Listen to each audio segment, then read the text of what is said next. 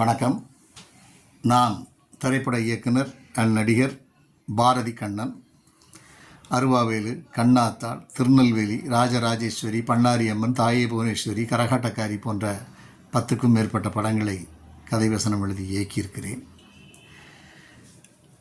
என் வாழ்க்கையில் இதுவரைக்கும் ஒரு சின்ன எந்த குறைபாடும் இல்லாமல் எந்த ஒரு வழக்கோ வம்போ இதுவரைக்கும் நான் சந்தித்தது கிடையாது, சந்திக்க போகிறதும் இல்லை. அப்படிப்பட்ட எனக்கு நேற்று ஒரு பாரதி கண்ணன்கிற ஒரு துணை நடிகர் ஒருவர் இருக்கார் என்பது எனக்கு தெரியாது, நேற்று தான் தெரிய வந்துச்சு. அவரை ஒரு பாலியல் பலாத்கார வழக்கில் போக்சோ சட்டத்தில் கைது செய்திருக்கிறார்கள் கோயம்பேடு போலீஸார். அவர்கள் வழக்கமாக பத்திரிகைகளுக்கு, நாளிதழ்களுக்கு செய்திகள் அனுப்புவது வழக்கம்னு நினைக்கிறேன்.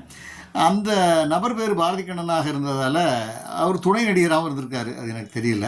அவர் துணை நடிகர் பாரதி கண்ணன் அப்படின்னு சொன்னதும் நிருபர் தவறாக புரிந்து கொண்டு சினிமாவில் பாரதி கண்ணனா இவர் தானே இருக்கார் அப்படின்னு என் பெயரை ஃபோட்டோவை போட்டு அந்த தவறான செய்திக்கு என் ஃபோட்டோவை போட்டு செய்திகளை வெளியிட்டு விட்டார்.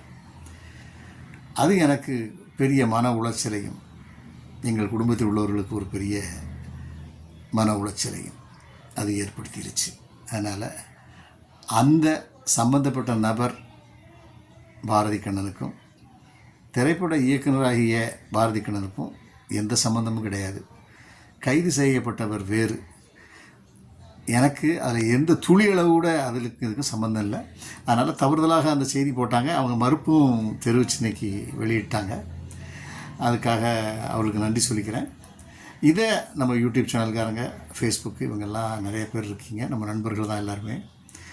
உங்களுக்கு இந்த செய்தி அது தவறானது, அந்த பாரதி கண்ணனுக்கும் இவருக்கும் எந்த சம்மந்தமும் கிடையாது, அவர் வேறு இவர் வேறு என்பதை தெள்ள தெளிவாக நீங்கள் எனக்கு பதிவிட்டு தருமாறு உங்களை நான் மிகவும் தாழ்மையுடன் கேட்டுக்கொள்கிறேன். நன்றி, வணக்கம்.